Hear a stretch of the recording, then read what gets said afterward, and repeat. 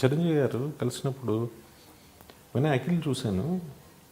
తీయటం క్వాలిటీ అదంతా బాగుంది, పాటలు తీయటం అన్నీ బాగున్నాయి. కానీ ఎంచుకున్న కథ ఆ థ్రెడ్, ఒక థ్రెడ్ సింగిల్గా థ్రెడ్, ఆ థ్రెడ్లో ఇది లేదు, ఆ అల్లిక లేదు, అందమైన అల్లిక లేదు సినిమా. ఆ అల్లిక లోపం ఆ సినిమా. మిగతాదంతా బాగుంది, అంటే తీయటం ఆటల్లోనూ తప్పేం లేదు, కానీ ఆ అల్లిక లోపం ఉంది అని ఇక నుంచి ఎప్పుడు ఆ కేరు 1-2 సార్లు చెక్ చేసుకో. ఏ కథ తీసుకున్నా కూడా స్క్రీన్ ప్లేలో ఎక్కడి నుంచి ఎక్కడికి వెళ్తున్నాం కదా, ఎక్కడి నుంచి ఎక్కడికి అది మాత్రం నువ్వు కరెక్ట్గా పట్టుకో 1-2 సార్లు, ఎక్కువ దాని మీద శ్రద్ధ పెట్టు అన్నారు.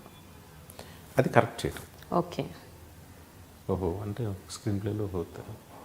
ఇప్పుడు నేను అక్కడి నుంచి ఏం చేస్తా, ప్రతిదాన్ని ఓహో ఇది స్క్రీన్ ప్లే కరెక్ట్గా ఉందా అని ఒకళ్ళిద్దరు స్పెషలిస్టులు ఎవరికో చెప్పి, లేదండి అని అవడానికి ఇది అవుతుంది.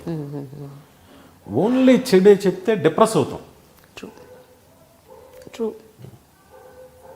అంటే అంత కన్సర్న్, అంత కేర్ ఉన్న వాళ్ళు ఎలా చెప్పాలి, అంత బాగుంది బట్ ఇది సజెషన్ అని చెప్తే మీరు ఈ కేర్ తీసుకోవాలి, అక్కడ ఫెయిల్ అవుతున్నారు మీరు అన్నట్టుగా రివ్యూస్ అలాంటివి ఉన్నాయనుకోండి బాగుంటాయి.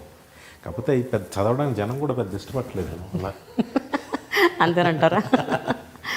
వినయ్ గారు, ఒకళ్ళు చెప్పడం పక్కన పెట్టండి, మీకు మీరు ఎప్పుడైనా తెలుసుకుంటూ ఉంటారా? అంటే ఈ ఫలానా సినిమాలో నేను ఈ సీన్ ఇలా తీయకుండా నెక్స్ట్ టైం ఇలా చేయకూడదు, సో అట్లా అంటే సెల్ఫ్ కరెక్షన్ నేను అనేది.